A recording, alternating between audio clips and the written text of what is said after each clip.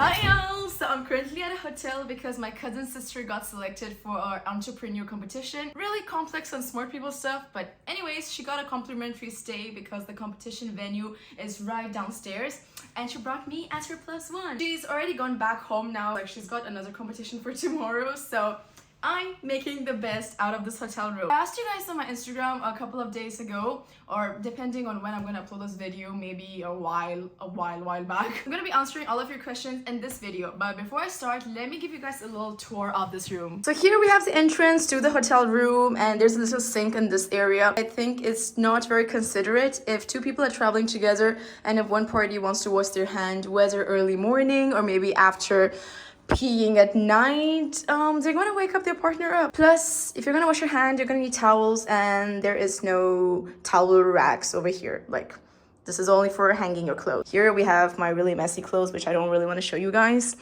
And over here we have the beds. There's a little tea set over here. And this is some leftover food I ordered from last night that I still didn't finish. Probably will finish by tomorrow morning. Here I have my laptop. I just had a class. Oh yeah, I haven't told you guys, but I recently started teaching English online again for some extra bucks. There we have my leftover coffee. And here we have the view to outside. So this is an area that is filled with digital businesses. So you can tell it's very futuristic. But also, I don't really like the design of this giant wall being in between two really nice windows with really nice views. Like in the morning, if you peek out, you can see all the autumn leaves changing.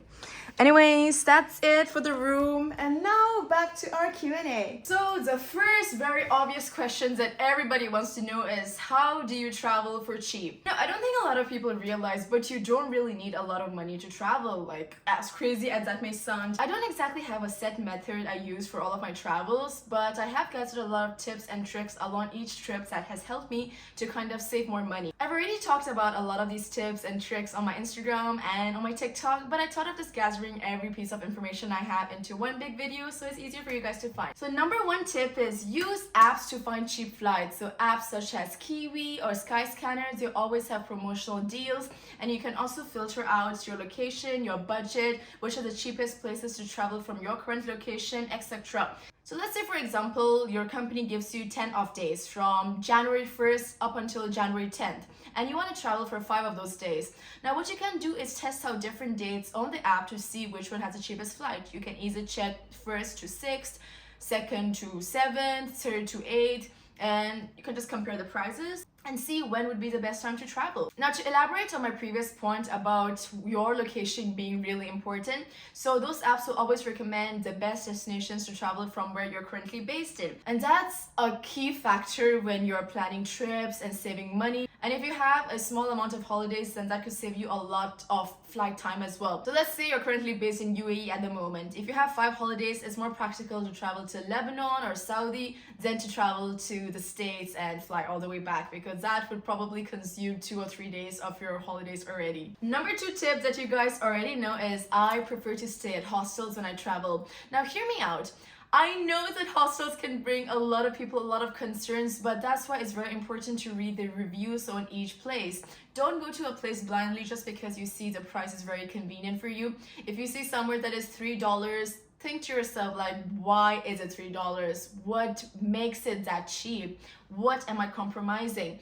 But if you see a hostel that's around like $6 or $7, it may not have all the facilities, but if it has Wi-Fi, private showers, and separate rooms for girls and boys, if that makes you feel more comfortable, then why not? Because when you're traveling, I don't know about you, but I'm out of my room like the entire day. I try to leave the house by 9 or 10 in the morning, or if I'm climbing mountains or going further places, I might even wake up at 5 or 6 in the morning, and I would end my day by 9-10 p.m. So I'm essentially only booking a place to sleep. So I don't want to sleep in a luxurious place if I'm not even going to be there to enjoy the luxurious place. So another thing you guys can also look into is guest houses. Guest houses are very similar to hostels, where there's just one owner who rents a whole apartment and rent out different rooms. But the only difference is guest houses may have options where you get a whole room to yourself. This can come also really in handy if you're traveling with 1 or 2 friends. Then you guys can split the bill between yourself. And if you're really really not into the idea of hostels or guest houses, then 3-star hotels are not the worst options. They have all the hotel amenities, they have room service, they have the reception to assist you for anything you need. There's also places to keep your luggages.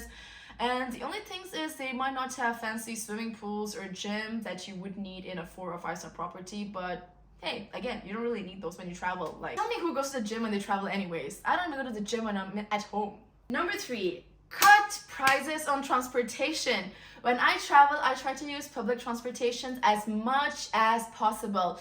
So on your first day, what you can do is go to a local transportation center, or if you're at a hotel or a hostel, there's always people you can ask. Depending on the trip you've planned and the place you're in, you might either get like a weekly pass, a monthly pass, or an all transportation pass card that you can use to commute around the city or the country. That, trust me, could save you so much money, because no matter how cheap the taxi service might be in a country, the public transportation will always be cheaper. Secondly, if you're traveling with like a small group of friends, maybe like 3-4 friends, then you can consider into renting a car, again splitting the fee, or hiring a driver and splitting the fees. Yeah, whatever you do, please don't go by yourself in a taxi, because I've done that and that is just such a waste of money. You can use that money on so much other things. Like, think about all the pretty stuff you can buy. Number 4, this is such an important point which I don't see much travel influencers talking about, or at least the ones that I follow, because I follow a lot of Western travel influencers and most of them have really high ranked passports, which means they can go without visa to like 100+ countries, but of course, like, I have a Chinese passport and I don't get to go to as many countries as the Westerners get to. So what I would suggest is, before you plan a trip, if you simply just want to travel without a destination in mind, look online for which countries you can travel to with no visa restrictions. So that may be visa on arrival, visa free, or just really simple e-visa processes. Look into those countries. By doing this, not only do you get to learn which countries are easy for you to travel to, it might also help you learn a lot of countries that you might not be familiar with or you would have never thought of traveling to. This is also a very important thing to do if you're traveling with a friend that's of a different nationality, because your passports may have different rankings, therefore you might be able to go to different countries. So what me and my friends do is we always look and compare our list and find the common denominator between both, and then we shortlist a few countries that we both are interested in, and then from that list we choose which one appeals to us the most in terms of expenses, travel distance, and just the overall preference. So those are some main ideas I can think at the top of my head. Of course, there is the whole volunteering travel, which I've talked about in my Worldpackers tips video. There is many similar apps like Worldpackers, like Walkaway, and some other ones which I would recommend you guys to check into, because I've only used Worldpackers. So yeah, those are essentially you're helping out a place that may be a hostel, a farm, a school for a few hours of work per day, and you get accommodation in exchange, and sometimes if you're lucky they might also include 3 meals. Similarly, I think you can also do babysitting for some hosts in abroad, or you can watch their dogs, cats, watch their house when they're away from the country. But yeah, you guys can really look into that, because there's many similar apps, features. There's also like couch surfing. So those are just some things that you guys can do. Oh, and a bonus tip, if you're traveling and you're single and you're trying to have fun, then just go on Tinder or Bumble dates. Like, whether you're a pretty girl or handsome guy, somebody out there would want to pay for your meal. Somebody would want to take you out on a date. So yeah, who doesn't like free meal, a new friend, a potential lover, and some cute little kisses? So now let's move on to the next question. Favorite country I've traveled to. I find it really hard to answer this question every time somebody asks me, because I feel it's kind of unfair to compare all the countries I've traveled to. First of all, the duration I've given to each country was very different, and my experiences and purpose in each country was also very different. For example, I literally spent like 2 days in Egypt, 3 days in Lebanon, and I spent a whole month in Serbia, Albania, and Thailand. So yeah, I just feel like it's not fair to compare the 2 experiences. And also, some places I went to just for the sole purpose of having fun and exploring, and some places I've traveled to with the purpose of working there and living there for a while. So you guys know that I've lived in Turkey and Maldives for 4 months each with a full-time job, Where else, like all the other countries, I've just gone there just to have fun with no like worries at my back. So I think like when you're living there and working and experiencing life as an expat is very different from being a tourist. With all that being said, it's probably Japan. I had that trip in October, and ever since I left, every single day I'm reminiscing that trip because holy shit, I loved everything about Japan. The food, the hospitality, how nice the people are, how clean the streets are, how beautiful and cute everything is, the fashion. And I was lucky when I went there, it was still sunny, so even the weather was really pleasant for me. Yeah, just overall, I think Japan was the country that hit most tick boxes for me. Moving on. How do I take my pictures when I'm alone? So you guys have just seen, but I will show you again. I am currently holding my favorite tripod. I bought this on Taobao recently. Okay, so if I close this little stand, is basically like a little selfie stick that I can use vlog when I'm outside. So this is for my YouTube content. Now when I open it up, you can see that this can be stretched all the way to the floor. So yeah, when I'm taking pictures, this is what I use. Then I use Lens Buddy. You guys probably have heard of the app as well. Basically, you can play around with the settings, and in a span of a minute, you can take like 12 to 15 pictures. And if I happen to be traveling to a very popular tourist destination that's filled with like travelers all around the world, everyone's taking pictures, everyone's making content, and nobody would actually make fun or feel weird if you're asking them to take a picture of you, then that's exactly what I do. I would go up to a girl that's around my age and ask like, hey, you're really pretty, can you help me take a few pictures? And you guys have probably also seen a lot of memes about how Asian girls are the best photographers, and I am here to tell you that is absolutely correct. When I was traveling in Japan, I saw a group of Korean girls that were taking selfies amongst themselves, and I was like, oh my god, hey, can you guys take pictures for me? And those were some of the most beautiful pictures that I've gotten taken by someone else. And the way I like to end the interaction is always like, oh my god, it's so nice. Do you guys want me to take a picture for you? If you see a group of girls traveling together, they probably are looking for someone to take their pics together as well. So help each other out. The next question I got from you guys is, what is your advice for beginner travelers? So if you've never traveled anywhere, I would suggest you to start traveling from the country you're based in.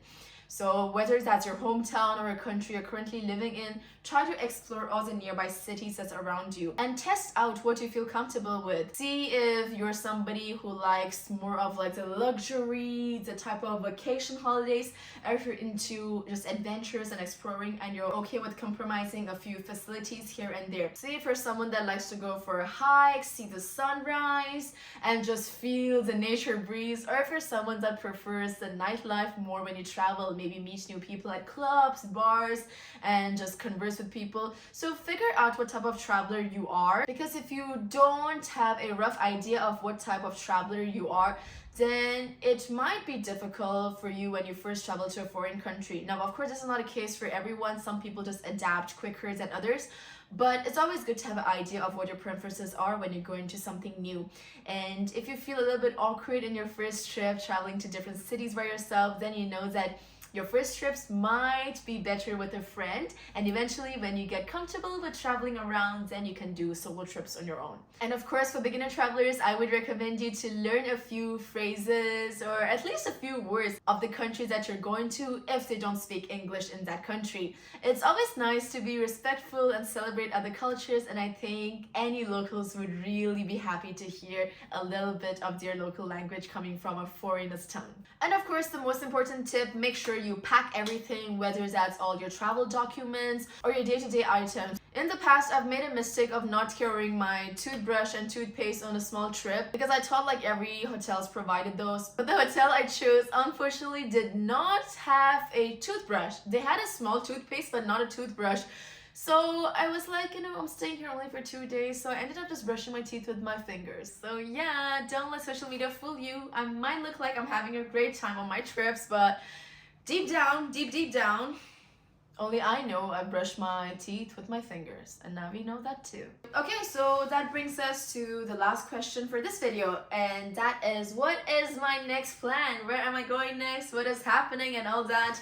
So I am going on a volunteering trip to a country that is very, very close to mine. Like, I still want to keep it a bit of secrets, although like all my best friends already know and everybody's super excited. But it's a country that is very close to China and Japan.